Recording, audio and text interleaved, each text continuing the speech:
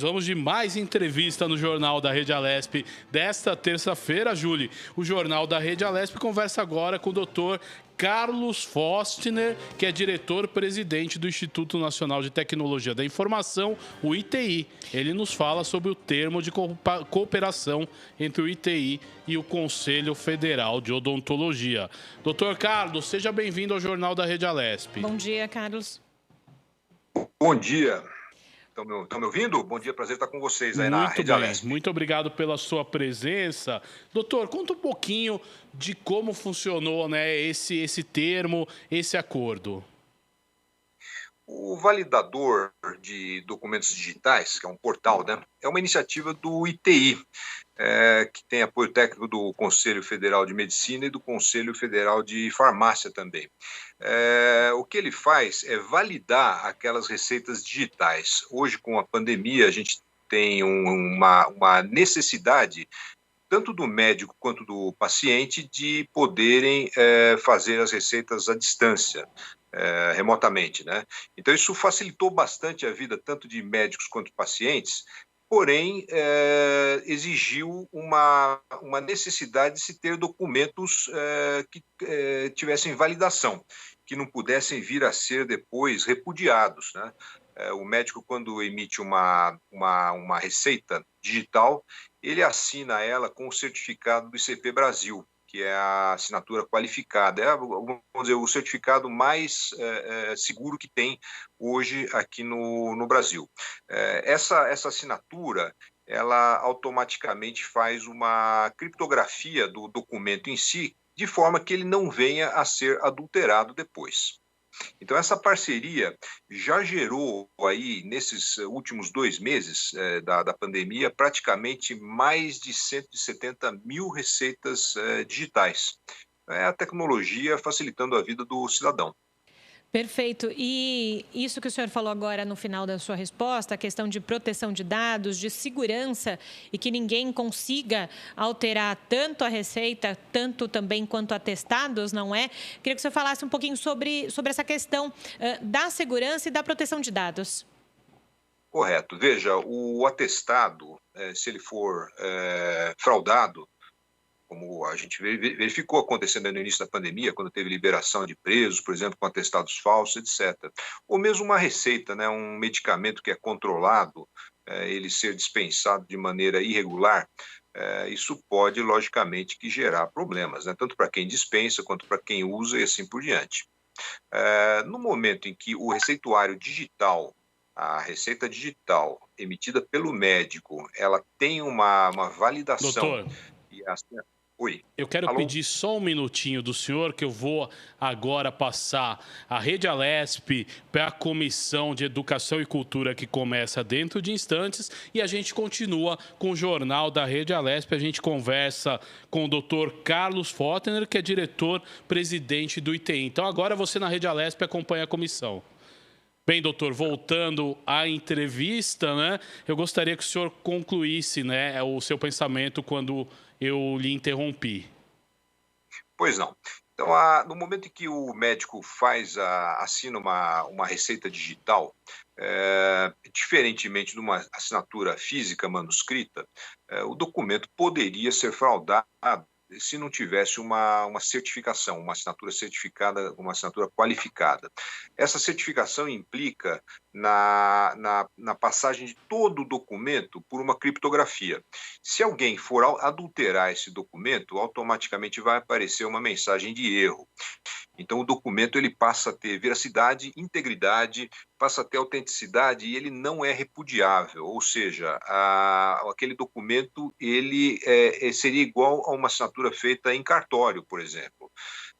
Então, o documento digital passa a ser um documento com total segurança. Agora, Carlos, quem pode utilizar o serviço? Quem pode ter acesso à feitura, então, por exemplo, de um atestado ou mesmo de uma receita? Apenas os médicos têm acesso a isso? Como é que, então, os pacientes retiram essa informação para que as pessoas entenderem como é que funciona o trâmite, então, aí? Como funciona, né? Diferente, lógico, de um receituário manuscrito, A gente até brinca, né, a receita manuscrita sempre só o médico consegue entender o que está escrito lá, né? Agora é diferente, agora é uma receita digital. O médico que tem o certificado ICP Brasil, ele pode assinar uma receita digital. Esse certificado é mais ou menos aquele, vamos dizer, fisicamente, para a pessoa leiga entender, seria ou o token, ou um cartão, ou o próprio certificado em nuvem. Então, tem diversas empresas que fazem esse certificado, que é aquele token que normalmente que as pessoas têm mais familiaridade é o token que o contador usa para o acesso na Receita Federal. Então, o médico também pode usar esse token, esse certificado digital, tanto para o receituário digital quanto para outras utilidades, como, por exemplo, o acesso da Receita Federal. Mas o importante aqui é o seguinte: o médico, tendo o certificado digital, ele tendo a assinatura digital, ele preenche, ele prepara uma receita digital.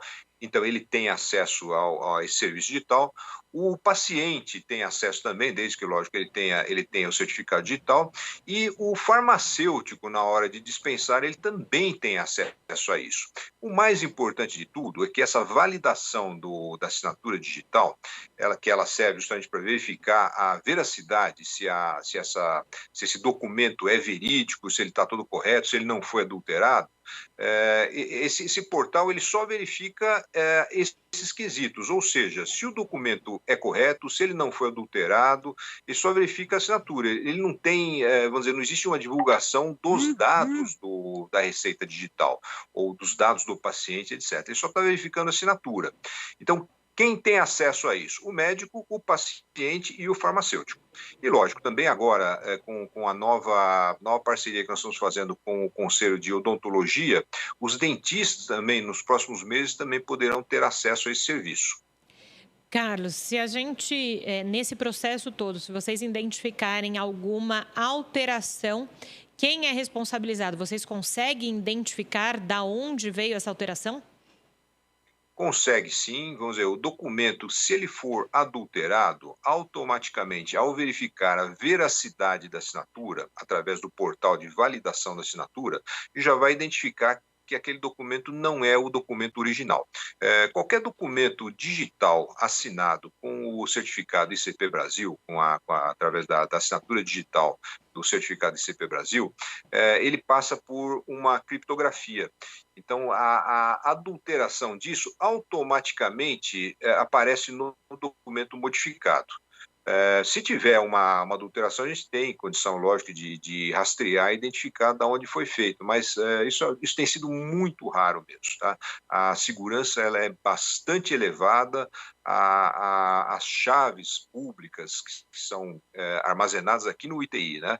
Elas têm total segurança, quer dizer, é muito difícil de você ter uma adulteração disso, até porque essas assinaturas elas têm uma validade, né? Não que o documento tenha validade, o documento continua e vai valer sempre, né? Mas o token, a assinatura digital, o certificado digital, ele periodicamente ele é renovado.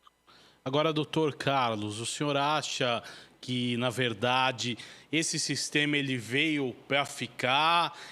Cada vez mais teremos segurança nesse quesito? Ou depois, voltando ao novo normal, se volta ao jeito antigo de fazer? Pois é, ninguém sabe exatamente o que é o novo normal e quando vai chegar, quando a sociedade vai estar vivendo esse novo normal, né? Nesse período de pandemia, logicamente que o funcionamento da sociedade ele modificou-se bastante. As pessoas acabaram se distanciando, né? Por conta do vírus, evidentemente, mas surgiram outras alternativas de se tocar a vida, de continuar a vida em sociedade. Seja pelo comércio eletrônico, pela compra da refeição por aplicativo, etc. E no caso dos médicos, através da medida provisória, veio sim o receituário digital. Eu pessoalmente entendo que isso é uma coisa que veio para ficar. A tecnologia tem vindo para ficar, lógico, a modernização é muito rápida. É importante dizer que no Brasil, essa tecnologia de criptografia ela está entre as mais avançadas do mundo. O ITI tem sido, vamos dizer, um parceiro aí de ponta dos conselhos federais de farmácia, medicina odontologia e de outras entidades, lógico, entidades de classe, né? Mas especificamente no caso das receitas digitais. É um serviço que foi muito bem construído e ele é um facilitador, passou a facilitar a vida tanto de médicos quanto de pacientes. Então, você tem hoje pessoas de idade, por exemplo, né? Precisam fazer uma compra de um remédio. A minha própria mãe, por exemplo, né? Ela é uma pessoa de idade, cardíaca, etc. Então, é grupo de risco. E ela pode usufruir disso. O médico, ela não precisa ir ao médico para pedir a receita de medicamentos controlados, por exemplo. O médico passa esse documento via eletrônica, né? É um PDF, no fim, né? Esse PDF é verificado se é um arquivo PDF, coisa muito, muito comum, verificado se se a assinatura é validada. E ela leva isso na farmácia, ou pede, inclusive, para a farmácia fazer a entrega, né? Então, a farmácia pode verificar até eletronicamente a validade da assinatura. Então, é um sistema bastante seguro, entendo que veio para ficar, veio para facilitar a vida do cidadão, já é um começo aí do dito novo normal. Mas digamos que a sociedade volte ao antigo normal, né? Como eram as relações entre as pessoas antes da pandemia. Algumas pessoas vão continuar usufruindo disso, porque é como o caso do celular, né? Décadas atrás ninguém usava celular, hoje todo mundo usa celular e tem uma série de serviços no bolso. A gente compra comida agora na pandemia pelo celular. Qual é a diferença de se comprar um remédio com total segurança, com uma receita validada, não repudiável, isso é importante, né? Quer dizer, uma receita que é entendida como verídica. Isso é uma coisa que veio para ficar, é um facilitador. Doutor Carlos, eu quero agradecer a sua participação no Jornal da Rede Alesp desta terça-feira. Foi muito bom aí conversar com você e esclarecer a população sobre esse assunto. O prazer foi meu. Se me permitindo, só mais um último comentário. Pois né? não, Tem fique à vontade. Muitas novidades, né, do ponto de vista de certificação eletrônica para acontecer no Brasil aí nos próximos meses. A Secretaria de Governo Digital do Ministério da Economia, por exemplo, tem um planejamento aí de inúmeras ações, entre elas, entra toda a parte da medicina, evidentemente, né? Mas inúmeras ações de serviços públicos que hoje são feitos em balcão, serem transformados em serviços digitais. Então, assim, aos poucos não, até de maneira relativamente rápida, a sociedade brasileira, quer dizer, o cidadão brasileiro vai passar de um cidadão de uma pessoa física ou de uma pessoa jurídica para um cidadão digital. E a forma de verificar se aquele cidadão digital é mesmo aquela pessoa física, aquela pessoa jurídica, é justamente o certificado digital, que hoje os contadores usam diariamente, né? Que todas as notas fiscais eletrônicas, por exemplo, passam por essa certificação digital também, né? Existe a criptografia nas notas fiscais eletrônicas para saber a sua veracidade. Quando nós falamos do receituário digital, ele praticamente vai ser uma coisa muito parecida com a nota fiscal eletrônica. Então, é uma coisa que veio para ficar.